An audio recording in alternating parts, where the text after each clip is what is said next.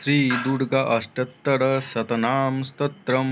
ओम शोति शब्दि भवप्रीता भवानी भवमचनी अर्या दुर्गा जया चाद्य त्रिनेत्रा शूलधारिणी पिनाकोधारिणी चित्रा चंदघंटा महातपः मनोबुद्धिरहंकारा चित्तरूपा चिताचितः सर्वमंत्रमयी सत्य सत्यानंदस्वरूपिणी अनंत भाविनी भाव्या भव्या भव्या सदागतिः संभावी देवमाता च चिंता रत्नप्रिया सदा सर्वविद्या दक्षकन्या दक्षयज्ञविनाशिनी अपर्णानेकवर्णा च पटोला पटोलावती पटम्बरपरिधाना कलमञ्जीररञ्जिनी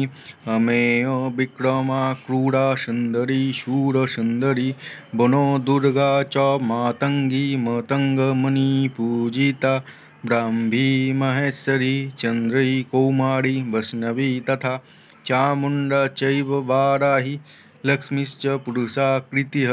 विमलोत्कर्षिणी ज्ञाना क्रिया नित्या च बुद्धिदा बहुला बहुलप्रेमा सर्वबाहुना निशुम्भशुम्भहनिनी महिषासुरमर्दिनी मधुकैटभहन्त्री च चण्डमुण्डविनाशिनी सर्वसुरविनाशा